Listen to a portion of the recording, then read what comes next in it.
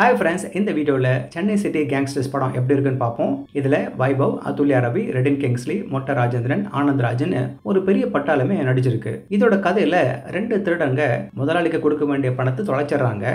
அதை திருப்பி தரத்துக்கு ஒரு 4 வேலைக்காக அதை திருட்டு பசங்களோட கைகோர்த்து இன்னொரு அபத்தமான திருட்டை செய்ய போறாங்க. இது சைக்கோ சலீம் இன்சூரன்ஸ் பணத்துக்கு ஆசைப்பட்டு தன் வீட்டையே கொள்ளடிக்க சொல்லி பசுபதி கிட்ட கேட்டுக்கும் போது ஆரம்பிச்சது. பசுபதியோ தனக்கு நெருக்கமான பாண்டி மற்றும் பூச்சியை வச்சு அந்த கொள்ள சம்பவத்தை நடத்துறாரு.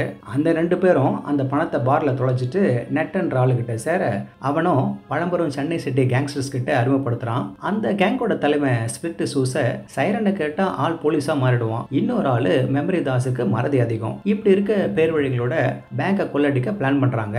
அதுக்கு அவங்க செஞ்சது என்ன, கடைசியில பணம் கொள்ளடிக்கப்பட்டதா என்பதுதான் இந்த படத்தோட மீதி கதை. டைரக்டர் விக்ரம் ராஜேஸ்வர் காமெடியை கொட்டுறதுக்கு நிறைய பேரை உள்ள எழுத்து போட்டிருக்காரு. விட்டு விட்டா காமெடியையும் நான் ஸ்டாப்பா படம் முழுக்க தெளிச்சுட்டே இருக்காரு. என்ன சிரிக்கிறதுக்கு தான் கஷ்டப்பட வேண்டியதா இருக்கு. ஆனா எப்போதாவது சிரிப்பு வருது. அது ஆனந்த்ராஜ் போலீஸ் மோடுக்கு ஸ்விட்ச் ஆகி தன் குரூப்பையே காலி பண்ணும்போது. டைரக்டர் இருக்கிற கேரக்டர்கள் எல்லாம் முட்டாள்தனமா நடந்துகிட்டா சிரிப்பு வரும்னு நினைச்சிட்டார் போல. அதுக்கு போலீஸ்காரங்களையும் விடல. ஆனா எதுக்குமே டைமிங் தேவைன்றத நினைக்கவே இல்லை. பாண்டியா நடிச்சிருக்கிற வைபவ் அப்பாவி முகத்தோட வழக்கமான நடிப்பை கொடுத்திருக்காரு. கொள்ள அடிச்ச பேக குப்பை பெருக்கிறவன் மேல பரிதாப்பட்டு அவர் கொடுக்கும் போதே நமக்கு தெரிஞ்ச போது நாமும் படத்தை அப்பாவே பார்த்து முடிக்கணும்னு. அட்லீஸ்ட் பணத்துக்கு வேண்டிய மதிப்பை கொடுத்திருந்தாலும் நல்லா இருந்திருக்கும். இதுல லிவிங்ஸ்டனும் மறைஞ்ச உசேனியும் இயல்பா நடிச்சிருக்காங்க. மொத்தத்துல சென்னை சிட்டி கேங்ஸ்டர்ஸ் நிறைய ஆர்டிஸ்டுங்களோட ஒரு இன்ட்ரெஸ்டிங்கான கதையை கொண்டிருக்கு. அதை என்கேஜிங்காகவும் என்டர்டெய்னிங்காகவும் கொடுக்கக்கூடிய சமாச்சாரமும் உள்ள இருந்தாலும் எக்ஸிக்யூட் பண்ண விதம் சாதாரணமா இருந்தது.